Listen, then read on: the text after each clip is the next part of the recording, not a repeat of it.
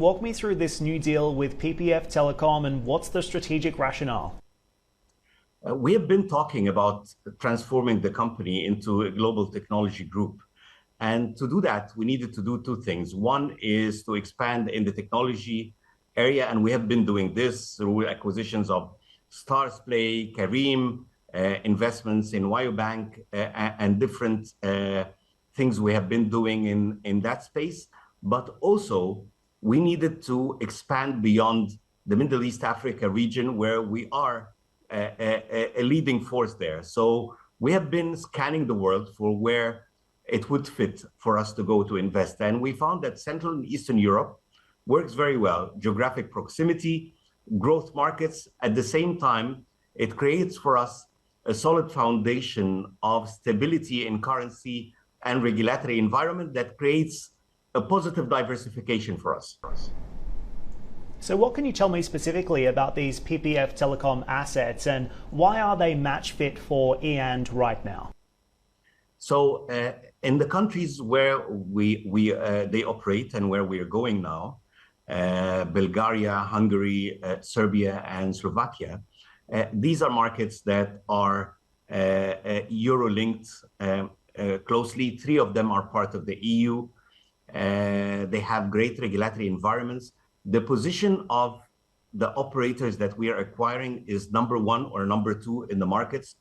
Most of these markets have a 3-player structure, which is a very healthy way to be able to continue to invest and grow the markets. And looking at that, also talent pool that they have within PPF Group, they have been in these markets for a while, they have good results. And with this deal structure, they stay with us as partners. So also, we don't have to go and discover this part of the world in our own. PPF Group, which also invests in lots of other industries, are going to continue to be our partners to help us with these markets, but also together look into further expansion in that region. And walk me through the cost of this, because some might say 2 billion euros is a pretty expensive entry point into Europe. So how is this ultimately going to impact the company financials, particularly on the earnings side down the line? Okay, so 2 things. First one, we believe actually it's a fair deal, and we have, as you would expect, we have a multitude of advisors that have been working with us to make sure that we are getting the fair value, paying the fair value.